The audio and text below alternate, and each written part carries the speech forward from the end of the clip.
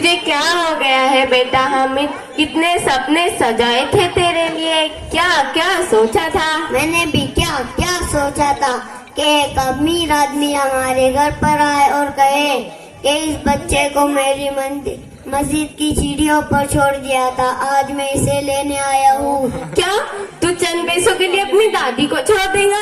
आप भी तो चंद पैसे के लिए रिक्शा छोड़ देते हो और पैदल चल जाती हो। लतीफ सर आज तक खाने में खिचड़ी खिलाई, आज तक सिवैया तक नहीं खिलाई। तो कहाँ से खिलाऊं? दूध और ड्राई फ्रूट के पैसे कहाँ से आएंगे? अरे दादी, तू पैसे की चिंता छोड़ और ऐसा कर, भीख मांग। क्या मैं भीख मांगू? हाँ,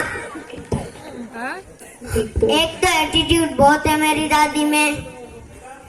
हमारी अम्मी जान कहा करती थी कोई काम छोटा नहीं होता, और काम से बड़ा धन नहीं होता।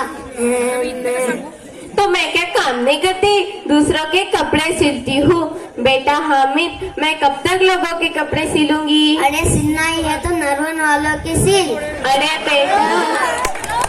अरे बेटा ये तो बड़े लोग हैं, इनके कपड़े तो बड़े बड़े डिजाइनर सिलते हैं, एक एक कपड़ों के लाखों रुपए लेते हैं। देख के लगता तो नहीं।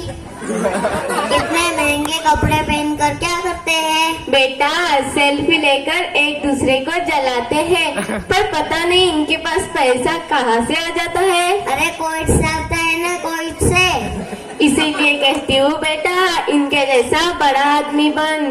कब तक मैं लोगों के कपड़े सिलूंगी? बस दादी बस, अब से तू कपड़े ना ही सिलेगी। क्यों बेटा?